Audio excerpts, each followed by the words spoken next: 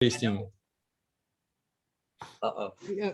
And Arnaud, do you have to know jokes in both French and English, right?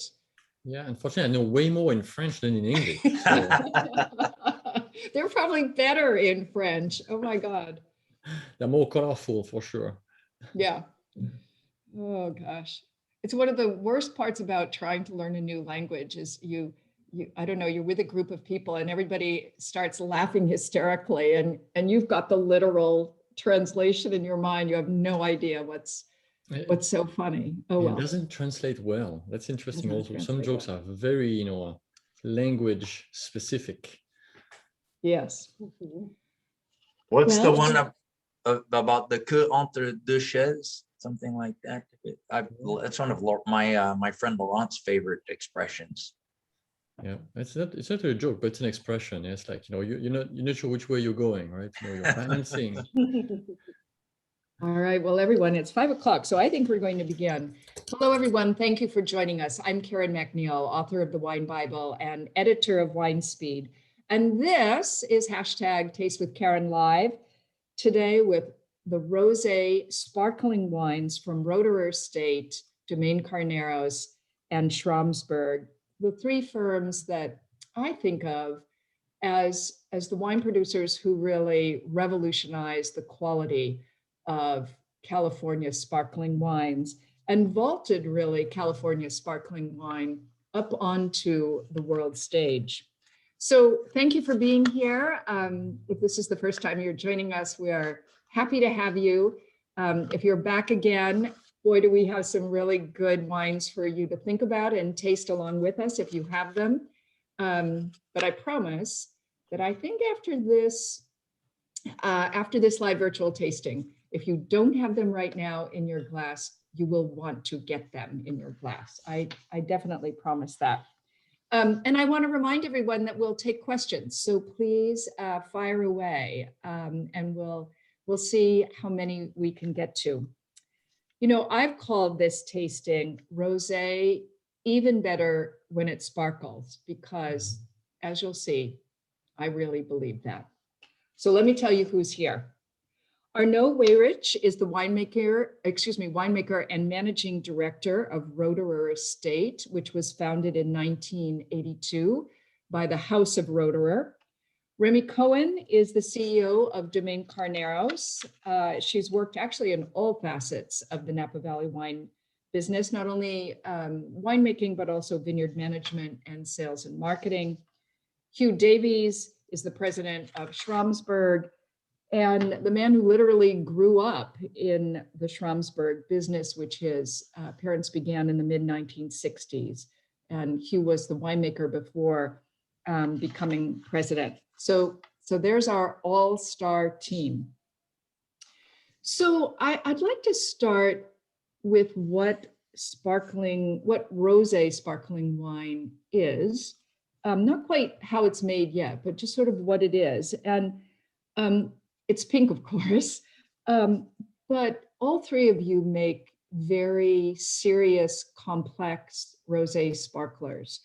And I'm wondering, I was thinking back to a class that I once did on California rosé sparkling wine, and the assumption by wine lovers in the room, very experienced wine lovers in the room, was that rosé sparklers have more body, sort of across the board, than golden sparklers. And I'm wondering if that's the case. If you were just going to make a generalization, is that the case? Arnaud, let's start with you.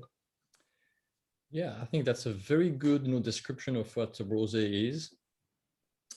It's based on the fact that most of those wines have more Pinot, which is the red variety in the blend. That even though you don't do a lot of skin contact, you actually do extract some of the pigment, color, but also tannin, so the polyphenols from the skin. And that do create that sense of texture, slightly more density that you find in those wines. And actually, as a tactile vision, it feels like the wine is broader, larger. And that exactly defines that kind of bigger wine that the rosé tend to have. Bigger, larger. I love that idea. Hugh, Remi, want to jump in on this? Hugh, what were you about to say? I was about to say that the battery on my laptop just told me that it was about to die and needed to be plugged in, and it's plugged in now. So we're good. We're good. Good. Welcome to the modern world. Yeah. Yeah. No, it's nice that so that's where I was slight move. Sorry for the distraction, but I remember the question. Yeah, I think rosé is there's definitely body. I think the notion of Pinot Noir is important. The notion of Pinot Noir, the French will refer to the masculine varietal, right, as opposed to the Chardonnay being the feminine varietal. The notion of Pinot Noir to some degree needing some skin contact in order to extract color is also, I think, gives some density, whereas if it was just Chardonnay and no skin contact of any type at all, then obviously that would be different. The one cool thing about rosés, I don't know the exact varietal breakdown of the three in front of us. We'll probably get into that, but is that Chardonnay does play a role. And so there are some rosés where actually more Chardonnay is incorporated into the blend than Pinot Noir. And so that does change it a little bit, but you still have body. You still absolutely have the body. And I want to talk about that in a minute, but Remi, let you jump in here too. You would say in general, right, that if someone wanted a rosé sparkler, that they're in for, to use Arnaud's word, a kind of larger, fuller bodied wine. I think of rosés as being more voluptuous and definitely a little bit more fruit driven and more sort of berry and stone fruit compared to Chardonnay based sparklers that tend to have more structure, maybe more minerality and a more citrus profile. But I really love the playful fruitiness of a rosé sparkler. And I do think it does have more body. Yeah. I want to say hi to everyone joining us. The chat box is just lighting up here with people from Iowa, Canada, Silicon Valley, North Carolina. I mean, all kinds of places. Let's see. Yeah, Florida also. Did I mention Florida? So thank you everyone for being here. So as Hugh was just pointing out though, this is really important for a second because I think most people don't realize this. They think that maybe a rosé sparkler is in fact dominantly Pinot Noir, and it can mean that. I mean, Schramsberg's is, which we'll taste in a minute, is 72% Pinot Noir, but Domaine Carneros is 58% and Roederer Estate is 56%. So it doesn't have to be dominantly Pinot Noir necessarily. And that's going to backdoor us into the question of how a rosé sparkler gets to be pink. And I'm just going to jump in here real quickly and say that, Roederer Estate adds a little Pinot Noir. Correct me if I'm wrong, Arnaud, but you add a little Pinot Noir juice to the blend before the second fermentation, which is, of course, the fermentation that's going to create CO2 gas, which is going to create the bubbles. Or the other way to do it is that some of the base wines in the blend, some of the Pinot Noir base wines, are allowed to have some extended skin contact. And that's how Domaine Carneros and Schramsberg do it. And I just want to say to all of the people who are watching us, these two ways are also done in Champagne, and both ways are difficult to do, hard to do. You need to be very skillful to do. So having said that, I now want to segue to, let's talk about color. So Arnaud, I want to start with you on this because a study I read recently said that when people look at a rosé wine, some people anyway, assume that the deeper the color, the richer and bigger the wine. But that's not necessarily the case, right? Yeah, right. And we're talking about rosés. You saw I put my rosé shirt today. I thought it was very, Hey. Yeah, you see, Hugh, yeah. Come on, Hugh, you forgot. I've got bottles. I've got Okay. Okay, good. So sorry, Arnaud, go ahead. Yeah, I think it's a lot about the style and how you approach rosé. It's very funny, I know coming from France and having having to make rosé in California, and hearing people how the story of rosé came to be, also in California. I always thought that rosé were, very fine wine, and that was my French background. And here I come, 20 plus years ago to California, and people have that memory of the white Zinfandel, something that is, sweet and very fruity, and sometimes not, not refined, or say mostly not refined. And rosé had that bad reputation of having too much color, too much aromas, too much, tannins, and actually not being a very fine wine. So in a way, by trying to define ourselves, we always tended to blend our rosé ourselves to be more on the delicate, lighter color, more on the salmon pink color, rather than being brighter, redder, because we're trying to be very different in that. And that's maybe the only reason, but it also because it makes sense in terms of, if you go too much on the red character, you are basically stepping away from what the rosé is about, freshness, crispness, delicate aroma, something kind of like, pleasant. Whenever you start to taste, a little bit of that astringency or level of bitterness, it means you're going too far. And at least that's my point of view. I think, you and Remi is going to be exactly in that same ballpark where, rosé has to bring finesse. So it tends to be that if you have too much color, you have too much red, you have too much skin contact, and therefore you may have too much bitterness. So there's the good correlation of being lighter in color and finer. Wow, nicely said. Remi, I can see you nodding. Jump in here. What do you think? Yeah, I think that was a beautiful description. And I think the idea is to have, especially with a sparkling rosé, even more so than a still rosé, is to not have the wine taste vinous, like not taste like still wine or a still rosé. You want it to have even more acidity and minerality and freshness, more vibrancy and verve. And so it's a really delicate dance in terms of getting such an elegant contribution of the Pinot Noir component to it and the color component to it. Yeah, and Hugh, your thoughts? Because all three of these wines, I mean, I'm going to hold up all of the wines in a minute, but they're all very light salmon in color. Hugh, you want to jump in here? Well, I'm on to my second glass of each of them already. No, just kidding. They're delicious. I like these three styles quite well. Concur with some of the other comments. The word vinous, Remi took out of my mouth. That was going to be one of my my special words I was going to use. But when you find the vinous character, when you find the like the red wine like character in the rosé, that might work for somebody else's rosé, but I don't want that to be the character that we have in our rosé. And it's interesting, right? People make sparkling Burgundy.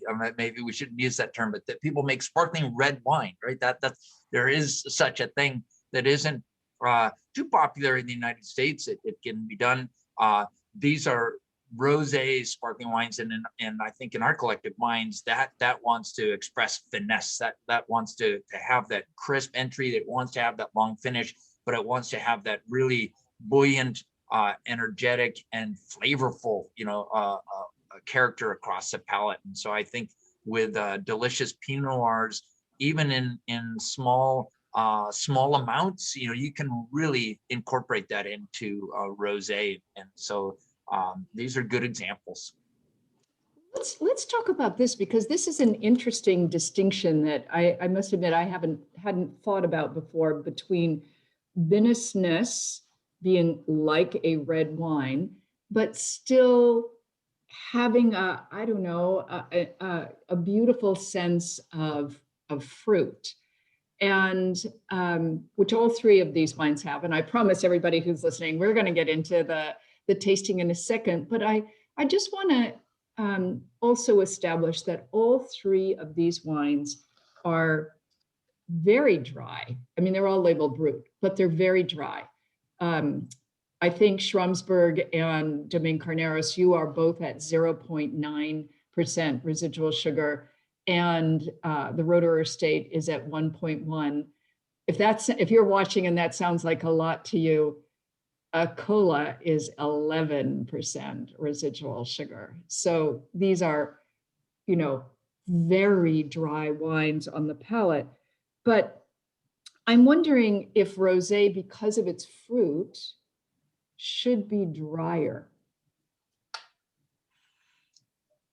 Anyone wanna Drier have that? still. I think that there's, you know, there's an Much acceptable. drier than these are, but should be drier like these, I should say. Sorry, Hugh. I feel that well, at least in our house, our rosé styles are not drier than our other Brut styles. And with that, there is some delicious fruit character that Chardonnay brings to the table too, right? So we make quite a bit of Blanc de Blanc, and they're comparable in terms of the fruitful nature of the wine. One being more red fruit oriented, one being more citrus fruit oriented, if you will. But the level of fruit intensity, I think, is comparable. Just two different fruits, if you will, two different fruits. And in our world, we do make them both similarly dry. The one thing I would say, though, the Chardonnay does bring a bit more natural acidity typically than does Pinot Noir. And so, you know, that Blanc de Blanc style might be a little bit more lean and zesty and crisp and tart, and there is that notion of a length. With that, all of us are using some Chardonnay here, and I guarantee you that we would perceive that the Chardonnay is helping to extend the palate, to give length to these rosé palates, and it's a really nice element to be able to work with. Yeah, I see that.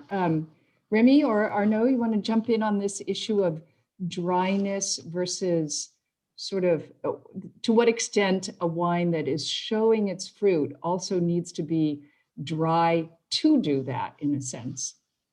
Yeah, if I may jump in. So I'm going to give a twist to what is dryness. No, it can be the feeling of dryness or the number. That's no, actually the facial number we're talking about. So you can feel as dry, even though you may be more sweet. But if the overall acidity of the wine, you know, is higher, then you get to that level where you are fairly balanced. And I think, you know, all what we're trying to achieve is the sweetness of that dosage needs to be in balance with the wine itself. And then 1 gram or 0.9 gram may be way too much if your pH is on the high side, because then you're going to feel the very, clowy, heavy. And we talk about how nice a rosé should be. I think if you are balanced, and then you usually tend to have a fairly high acidity, which means a fairly low pH, you tend to need some sugar, just enough to kind of extend the finish, kind of cover a little bit, that acidity, but not overpower it. And if you put too much sugar, then you're actually decreasing the amount of finesse that you have in the wine.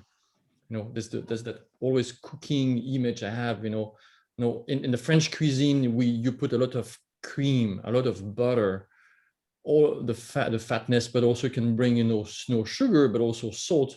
All those components, tend to kind of bring forward more intensity in your wine. And then if you put too much of that sugar in your wine, it's like putting too much butter in your food. In fact, there's never enough butter. Sorry, maybe too much cream. Oh, I don't know. That's a great example. Remi, your thought? Yeah, it's interesting because I think the global palate is changing and also the global climate is changing. And so if you look at dosage levels over the years, you will see a reduction in both Champagne and in California of how much sweetness there is in wines. And I particularly love with our Brut, our low dosage version, which is our Ultra Brut. And I think in that setting, it plays really well with the minerality and the structure and the energy of that wine. But when we play with lower dosage levels than this with the Brut Rosé, it seems to make the wine a little too austere and doesn't show the beautiful fruit and playfulness of the Brut Rosé. And I think it detracts from it a little bit. But like similar to what both Hugh and Arnaud were saying, you can go too far and you don't want to, because you already have this incredibly beautiful fruit and you don't want it to be cloy. And so it's definitely a delicate balance there. Yeah. Yeah. And we should say a delicate balance and the idea of balance, because Arnaud used a culinary example. I will say that one of the definition that we use around our office of balance in wine is that it's a little bit like a Thai soup. You have sweetness, acidity, bitterness, spiciness. Everything is in kind of dynamic tension with everything else. When a wine doesn't stick out, it's not like a star, but it's really round because of that dynamic tension of opposition, really. It's fantastic. It's also frustrating, by the way, to journalists like me, because you could write tons of stuff about a wine that's not in balance. When a wine is in balance, you write like OMG or something, you know, you have nothing to say because it is so beautifully balanced. Well, let's begin our tasting because we've made everyone work a little too, or wait a little too long. And we're going to start, I want to start with the Roederer. Let me hold this wine up. This is the Roederer Estate, Anderson Valley, which is the leading appellation in Mendocino County, Brut, and that is Arnaud's wine. Arnaud, I read that when you are making this wine, you wanted to make it in the style of the House of Roederer, because of course Roederer Estate is owned by Roederer. I'm wondering what in the style of the House of Roederer means. Can you tell us about this wine a bit? Sure. So the style of the house is to actually use a fair amount of oak wine reserve, in the blend. That's why I'm in the background. That's what is in the background of for me. Those large casks. I have 64 of them here in California. The Roederer in France has over 250 of those. In France. That's what part of the house style. It's not only this, but that's one key component. So that rosé is, as you said, it's not only Pinot Noir. It's about 56% Pinot Noir and 44% Chardonnay. And the Pinot brings a bit of the austerity to the wine, sometimes a little too austere. And as Remi was saying, the Chardonnay brings a little bit more of a joyful, fruity, sometimes lemony, citrus-driven type of of fruitiness, and kind of like lightens up the wine. The Pinot brings a bit of texture, but by making a red wine on the side and adding about 4% of that red wine in the blend before it goes for the bottling, for the second fermentation in the bottle. In fact, that red wine brings a little bit of that density, the texture density of the wine, the color. Not a lot of color, because I'm not making actually the wine by a color profile. It's really by a taste profile, trying to bring the fruit forward, that red berry type, that very stone fruit, peach, ripe peach, the small peach, not the big yellow peach, the small red one with that pinkish, flesh, very intense, fruit. And the Chardonnay brings that crisp, feeling of acid in the mid. And then the finish is extended on that Pinot texture and also on the dosage texture. So it kind of like there's a burst of freshness in the mid palate, and it lingers fairly long on that soft finish. And that's also because of the time on the yeast. Today we're talking about méthode champenoise. So it's all about aging of that wine on the yeast. That's why the color is light. It has faded through aging. It disappears by staying on the yeast, but you get some of that creaminess given by the yeast aging as well. So that makes that soft, long finish to the wine. Even though acid-wise, this is a pretty low pH wine. This is pH 3.05. So 9 grams of tartaric acid. This is a pretty, crisp wine. Yeah. I love the fact that, and I know all three of you think this way, but maybe not enough of us who are not trained as winemakers don't think this way, but think about what happens first, what happens in the middle, and what happens at the end. It's not where it is on your palate, it's what happens over time. What happens in the first few seconds when you taste this wine? What happens in the mid palate, meaning what happens in the center of that time? And how does a wine finish? And it's hard with sparkling wine and also champagne because you can get distracted by the bubbles. But a great sparkler, would you agree, just has that beautiful arc, right? You You're sensing it all the way through. Let's let Hugh and Remi jump in on. I always like to do this. This is terrible, but I make every winemaker taste every other winemaker's wine and comment if they will, because of course we want to know what you think too. Remi or Hugh, you want to jump in? I'll let Remi go first and then I'll go second.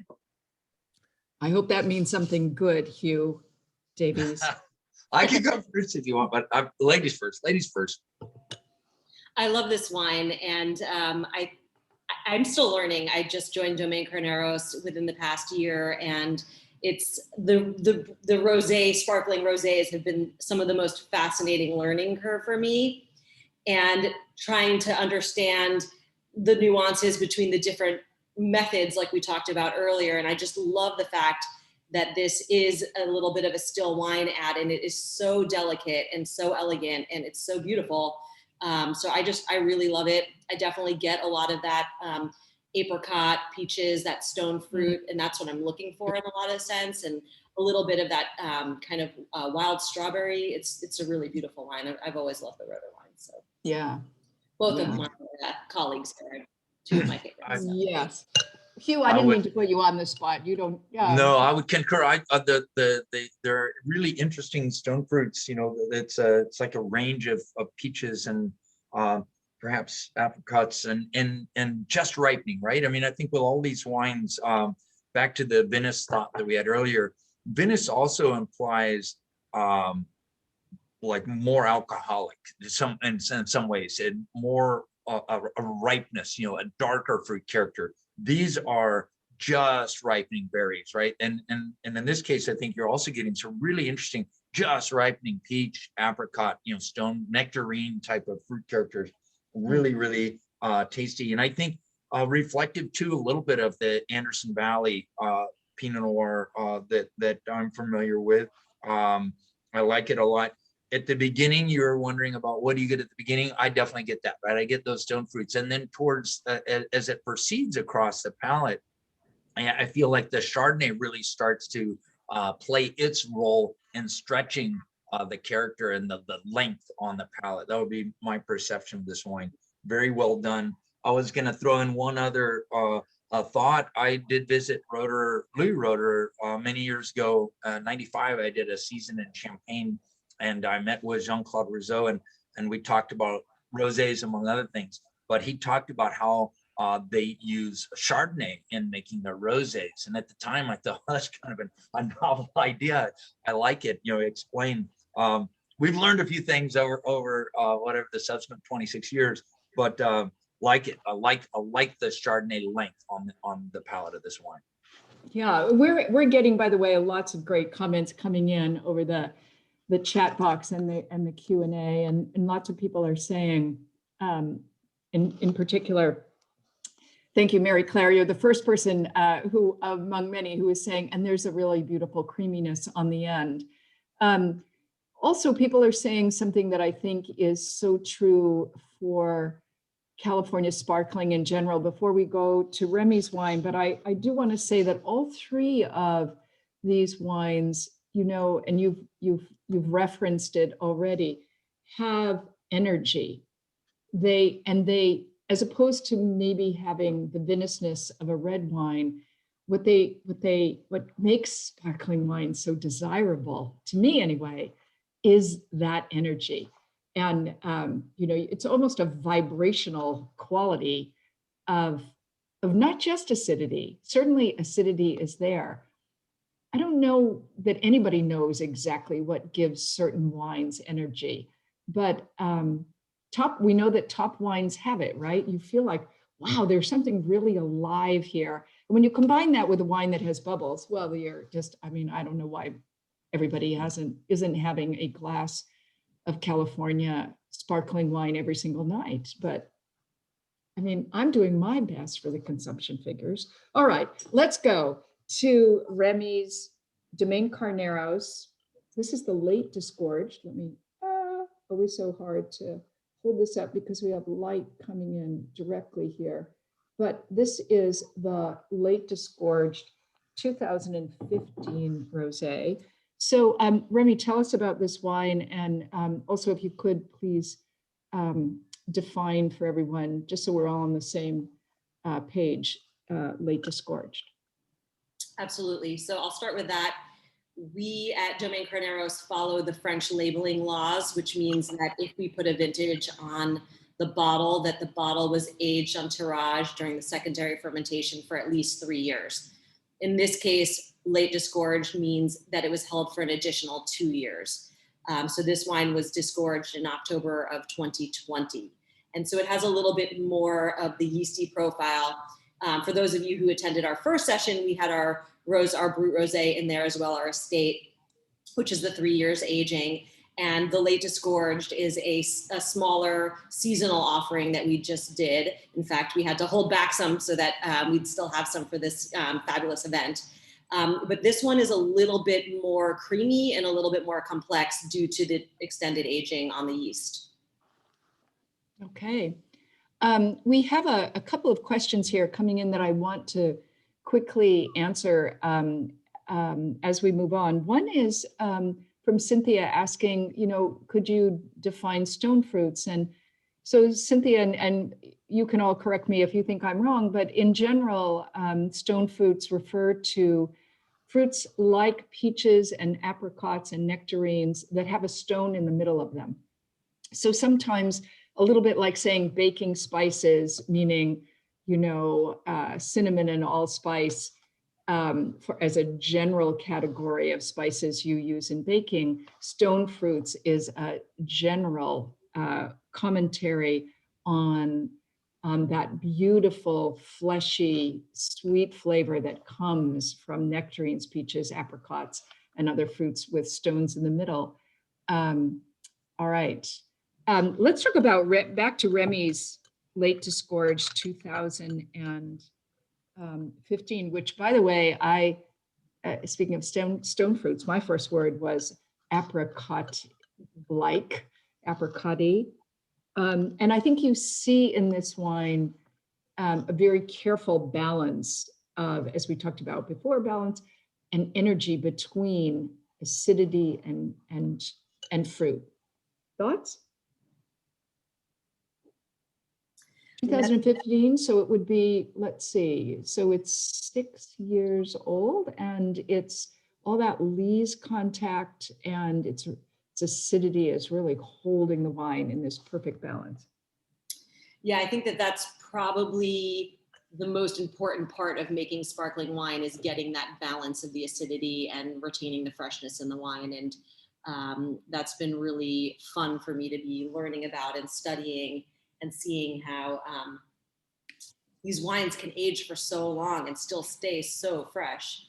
It's really impressive. And I think this wine still has a lot of fruit character, even with the extended aging and the creaminess that comes with it, but it still has a lot of peach and some Rainier cherry and a little watermelon. And but you can tell a little bit of the extended aging because of the creaminess, and maybe a little bit of like a marzipan type character that's coming out.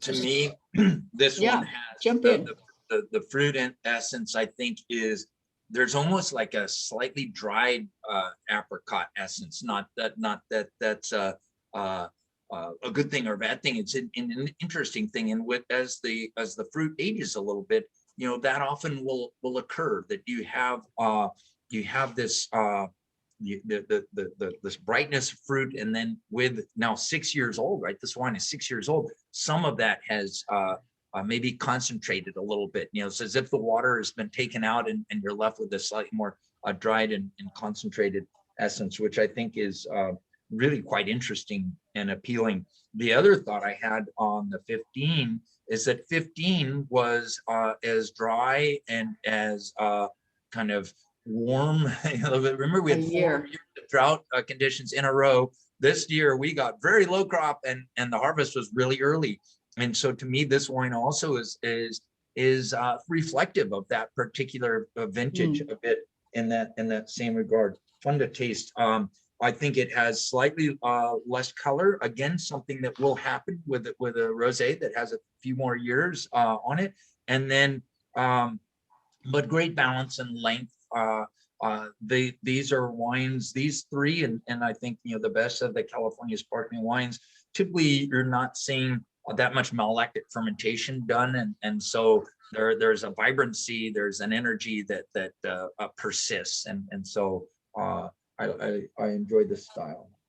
Let me just add in then about malolactic fermentation for everyone who's watching. To not do malolactic fermentation means that the base wine's original acidity has not been altered in any way. You get the straight kind of expressive green apple, snappy, fresh acidity that was originally in those grapes. There may be other wines where you might want to change that through malolactic fermentation, but in sparkling wine, I don't know. I want to feel that dance, right? I want to feel all that acidity. I guess the word is an acid freak in that regard, right? Yeah, which we all have to be. To follow up on that, so thank you, Hugh. That was really sweet commentary. I really appreciate it. Because of the 2015 harvest and the heat, this is one of our earliest harvests on record. So we started harvest on July 31st, which scares me a little bit, meaning that I might be starting harvest really soon here. But yeah, it was a very intense vintage, small crop, and a lot of concentration. And I think you can see that in the wine. And as a result, we did very minimal malolactic contribution. We only let a lot or two go through malolactic fermentation. And in this case, it was like 2% get blended into the overall blend. And you can really feel, I think, in this Domaine Carneros Rosé, how when you do not do malolactic fermentation, the finish of the wine, to go back to the idea of, you know, what happens first, what happens in the middle, and what happens last temporally, you can feel how the finish of the wine sort of has this beautiful clean wave at the end. And that's the other thing that I think all three of your wines share, that they finish with this beautiful, fresh, clean, I don't know, the word that I want to use is kind of like a wash, like an ocean wave. And that not only makes them super interesting and refreshing, it also makes them incredible with food. And we'll talk about that in a minute. But let's go to the Schramsberg, because we have. I wanted to say something about the wine. You know, no, come on. Oh no, I'm so sorry. You know, I'll leave you out. All right. I may be the kid at Never the table, again. but I need to speak, right? No? I'm sorry. Tell us. I wanted to say, I enjoyed very much also that wine. And I think there's something that's very interesting in that flight, you know, about that wine is, you know, because it's the older of the flight, it's just something that is very specific. You happen with those rosés, the color has shifted already. And I think, you know, sometimes, you know, we have our guests sometimes, you know, asking questions about the rosé that it should be more color or more something, you know. I think in this case, this is exactly what I would expect, you know, for an older rosé, because you get, you know, the aromatics got into that, you know, a bit more of that evolution, candied citrus. There's something that shows a bit more of a touch of evolution, more crusty aromatics, and the color. Those, you know, young wines are red, blue in the color, and as they age, they tend to fade and go more and more to the yellow color, and then it gets into this type of very light, delicate, pale color, you know, of this more, you know, copper rather than red, right? You know, it's more on the yellow side. This is exactly what you expect from older rosé. It may be off-putting for some guests, but this is what you should expect. This is exactly classic, you know, what you want from an older rosé. So well done. Thank you for that comment, because that's so right. And I too love this kind of dried citrusy through line in the wine.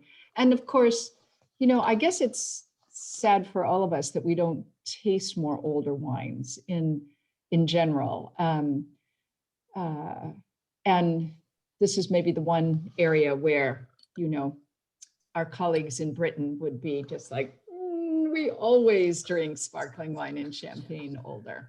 So we'll learn that. Thank you, Remi, for having this wine be available now, because it allows us to have this whole other taste world that a lot of us in America don't often get to taste.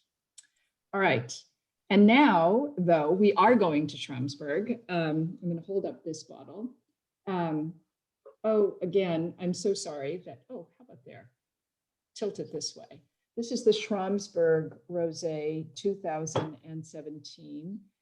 And Hugh, of course, this is your wine.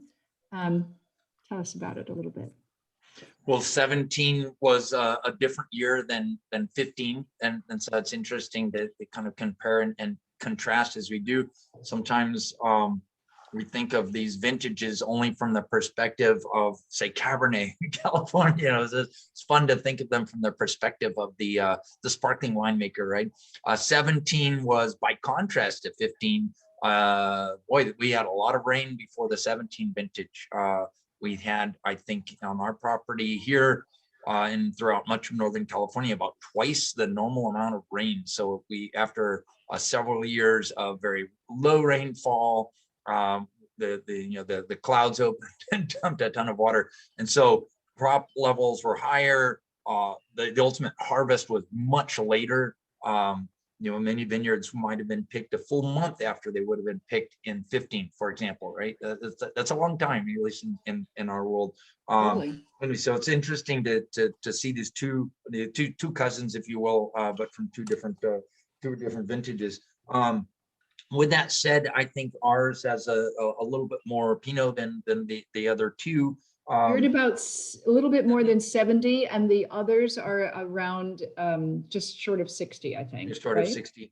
And we make a little range of rosés that, frankly, our upper tier J. Schram Rosé, which would be 2012 currently, that one's like 35% Pinot. That's it, 65% Chardonnay. So there we kind of tilt, completely in that other direction. But the one in front of us, we've in our stable of rosés is the one that has the juiciness, that has I would say the most overt red berry fruit characters, but they're just ripening, right? They're just ripening. They're not vinous. You want to have a sense for the cherry, maybe a little bit of the strawberry, maybe a little bit of the raspberry. Those just ripening juicy notes. And then again, that Chardonnay brings great balance to the wine. That's our idea. The Chardonnay bringing the balance. Most of the and the length, I should say, on the palate. But most of the blend is Pinot Noir, no skin contact at all. And then maybe it's 3% of the overall blend, where we leave some portions of Pinot wine that we're making in contact with skins for just a few days to get a little color, to get just a little bit of that additional ripeness of flavor. And so it's I think a really interesting process of the winemaker to put those different pieces together so that you bring balance, and then you set it for the duration of time that you're planning for this wine to live. We're tasting it now as a 4-year-old bottle, but our hope is that people will be able to really enjoy this wine 20 years down the road. And for the real hedonist, let it get a little more toasty and seasoned and go longer. But all of these for sure in that regard. But Hugh, you also have a significant percentage of these wines. I think it's like 25%, that have been aged in, I presume, neutral oak. Yeah, neutral oak. So you probably don't taste much of the toasted oaky character. You might not even know. But those barrels do give us a creaminess, a softening. They really allow for a certain richness to be felt across the palate. Tart Chardonnay and some of that, stainless steel tank. Only, so another element of balancing, and I guess the trick, and from our standpoint, in trying to make these wines, we've got a little tart Chardonnay balancing the use of a little Pinot that's got a little skin contact. Meanwhile, we've got mostly stainless steel tanks, but we can incorporate a little bit of richness across the palate with the use of barrels.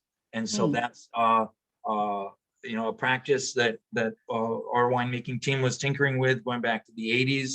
And then as I got involved in the 90s, we really tried to just keep focused on that, working on making these different pieces, if you will, that we then put together as we craft our blends. So that it's not one big barrel, right? It's a bunch of little barrels, and you'll use a number of them in the blend. And each year we try to find that right balance as we craft the blend before bottling. So we're going to get Arnaud and Remi in on your Schramsberg Rosé in a second, but I just want to say that Tanya is writing in to say, never knew or thought to age sparkling. Interesting point. And I'm with you, Tanya. I mean, I'm mostly drinking young sparkling wine and young champagne, but it is so, I mean, which is horrific to the English, our colleagues in England who love nothing more than a 10-year-old really good sparkling wine or champagne. But yeah, we can age them because of all that incredible acidity. We also want to say that Stephen is saying we should all rejoice in the respect these winemakers have for one another. Just wanted to share that because Stephen, you're so right about that. These are, I mean, in every article I think I've ever written on California sparkling wine for the last 20 years, these are the top 3 estates. And it's wonderful to see their regard for one another. We have a question coming in from Jeffrey about glasses. I'm not going to say, these are my glasses, but we're not going to get off into a glass discussion. But we do want to say that glasses do matter in sparkling wine. Those old coupes, save them for dessert or ice cream. The really tall, really, really thin flutes. It's pretty hard to smell the wine and swirl it. Those probably aren't all that good either. So something that allows you to really understand that that sparkling wine is a wine to begin with, right? You have to smell it. You have to really get into its flavors. So with that, just addressing some of the many comments flowing in over the chat box here. Let's go back to the Schramsberg, and I want to get Remi and Arnaud's thoughts on this wine. It's a I beautiful can start. Wine. Yeah.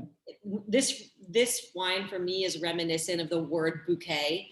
And a lot of times we use the word bouquet to describe the aroma of a wine. And to me, this is the epitome of that because of how beautiful its bouquet is. And it's like a bouquet of roses and a bouquet of flowers. It has incredible floral notes and also like a fruit basket. It has such a gorgeous array of fruits. And so it's very expressive, it's very effusive. And to me, this wine is like a definition of why you use that word bouquet to describe the aromas. It's very beautiful. Yeah, lots of rose petals. Yeah. Arnaud, your thoughts? Yeah, I'm also getting a little bit of spice. I'm getting that clove note, to it a little bit. Kind of like I like clove. I'm from Alsace, and my grandparents you would put cloves in your oranges, for around Christmas. Yeah. And you get that smell of the clove and orange, and it would be drying out, and you would kind of smell that, around the Christmas season. There's a little bit of that sense of clove and citrus. I like the power of it. It's a very powerful wine. It is, very long, powerful in terms of that, how much, that, explosion you get in the mid. That's, I think, must be some of that wine aged, in barrels, that brings, some extra tannins. You actually, can taste and feel it in terms of that, very broad, wine. And at the same time, there's a beautiful acid behind. So the wine is held, by the acid. So I don't think we want to be bragging, but I think, all of our wines have something in common. Is like, if you are in the right spot, to grow your grapes, actually that right spot is where you actually get enough of that acid, quantity that is still there at harvest. And then you were talking about energy. I think some of that energy is you need to have a little bit of that malic acid left. That brings some of that, kind of like burst of freshness. Too much malic is very harsh and difficult, but no malic, it makes a very flabby, very, basic wine. So when you play a little bit with that malic acid content, it enhances and, the flavors, supports the wine, make it, very age worthy. So I think that's what we're all trying to show here, is that if you're in the right spot and make the right wine, those wines, are not only good to drink now, but they can age, very well. So yes, please, buy a lot of wine and age it and drink it, young, middle age, and late. You'll be amazed at how much you can discover in your for the same wine. You can have, a lot of discoveries for the years ahead. Totally. If there was ever a wine to also buy, by the case, some to drink now, always have a bottle in the refrigerator. My refrigerator actually has a spot. Actually, so sorry, more than one spot. Wines with bubbles in it to be ever at the ready, but and yes, in your cellar too, right? Because you're going to see very different permutations. And thank you for reminding us, Arnaud, and reminding me to say that one of the reasons all three of your wines are so highly regarded is because you're all in cool places, really cool places. Domaine Carneros is in Carneros, Roederer Estate is in Mendocino, Schramsberg sparkling wines are made from Mendocino down to Marin. These are all coastal, cold places. Not quite, but you could almost throw a baseball, if you were good, into water somewhere. And that's really critical. These are sparkling wine, theoretically could be made almost anywhere, but great sparkling wine has to be in a cold place, right? If you want that natural acidity to give, to really breathe life into the wine for the duration, for years to come, it's hard to do that by just adding it, right? And so we're fortunate to be able to be that close to the coast with these vineyards. It's interesting. We're further south on the globe, obviously, than our brethren in Champagne. As Arnaud pointed out, I think the last time we did one of these virtual tastings, it's interesting that we will often see, we don't chapelize, so we're picking the fruit with a higher degree of sugar ripeness, if you will, but we often see higher levels of acidity, natural acidity in our fruit as well. Grown in California, I get it. We're like 53rd parallel as opposed to 45th, but it works so well. And as you come inland, it changes fairly quickly. San Francisco is a much colder place than Sacramento. Yeah, for any of our viewers who are watching, not only do we invite you to come to Northern California, but to underscore what Hugh is saying, whatever you think about California, bikinis, etc., hello, I will promise you that all three of these winemakers and presidents have a big down vest that they're usually wearing in these vineyards, because these are the Pacific Ocean is cold, and these are cold wine regions. In California, it's terribly branded as this warm place, not for vineyards near the coast, man. You better, if you come and visit, like, bring your vest, bring your jacket, because you're going to need it for visiting any of these three estates. Lastly, because I promised everyone, we had a lot of people write in early and say, okay, I've got the wines, and what should I have to have with them? Well, I mean, the first thing we should say is that rosé sparkling wine from the top estates in California, these three, Roederer, Domaine Carneros, and Schramsberg, should not be relegated only to just an aperitif wine. These are wines with real gravitas, they can go throughout a meal. That said, we did invite our friend, the Somm, Judy Brochtine, to recommend some ideas. And she just quickly wrote back saying, prosciutto, biscuits with ham, shrimp salad, chicken salad. And on our team, Beth said, soft goat cheese or sheep's cheese, sushi, smoked salmon. And if you were just waiting until the end of the night, which you shouldn't, but if you were, maybe strawberries and cream. But I'd like to ask each of you, what is like the one thing you just think, I'm having my own rosé and I want to have it with what? Arnaud, what would you say? I think I may have mentioned that already, but no, my aha moment was sparkling rosé with steak tartare. Steak tartare is spicy. Fabulous. So raw beef meat, but you have the spices, you have the herbs, you have the fatness of the meat. And that's something I basically didn't try in France. I had that in Boston about 15 years ago. And I'm still in shock because I was like, oh no, this is not gonna work. What is happening? And it was like, it was fantastic. So it was my aha moment. Yeah. Oh my God, I don't think you did mention that before because I've just written it down. Look at this big notebook full of notes already. Wow, what a good idea. Okay, I have to try that now. All right, Remi, what for you?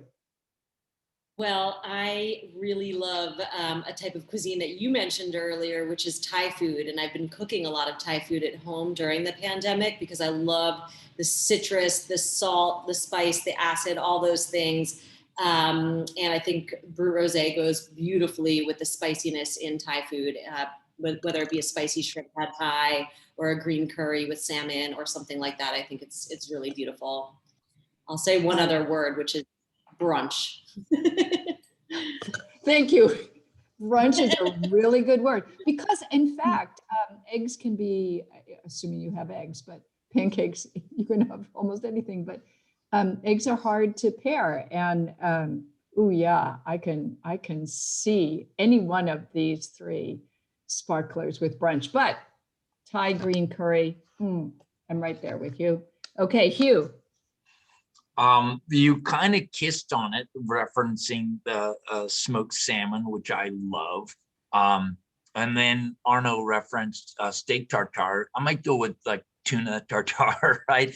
And just tuna sashimi. Oh, if it's, wow. Yeah, I think that's like, all you need is the fish on the palate and then the rosé just kind of dissolves it. For me, that when done at the highest level of quality, that is pretty good. And it's such a simple thing. It's just fish and rosé, right done. So that's got to be a peak moment for me. Let me read to all of you some of the comments coming in. Shrimp with pasta and pesto, says Patrick. Lynn says strawberries stuffed with mascarpone cheese wrapped in prosciutto. Gayen says salmon with a fruit salsa. Cindy says a straw. Thank you, Cindy. John says fried chicken. Julie is saying sockeye salmon. Susan is saying mango salsa from the Mustards cookbook, which we know, of course, Cindy, who is the owner of Mustards. Kara is saying oysters with triple creme cheese. Okay, so, and that's just a small number of people who are writing in right now. So I guess we all agree. We certainly, of course, only did this because we all agree that California Rosé sparkling wine is just such a treasure. It's a small part of all the sparkling wine made in California. In fact, a small part of all the sparkling wine made from the three of you. But it is so delicious, so special, so fantastic with food that I'm really grateful to all three of you for doing this wonderful tasting with us. And I know that everybody who is tasting is feeling the same way. So thank you. Thank you, Arnaud. Thank you, Remi. Thank you, Hugh. This has just been a fantastic tasting. And to all of you who are watching, I don't know, I would layer in these bottles. Summer is here. You know, California sparkling wine is so delicious. You can get it everywhere. We thank all of the retailers who really promote it. It's the wine to lay in for some summer, and of course then into the fall too. And we'll be back to you in the fall, by the way, with some really cool ideas from Roederer, Schramsberg, and Domaine Carneros. Thank you, all three of you, and thank you for everyone who's watching. Thank you for this fabulous tasting. Thank you all. Thank you. Thanks.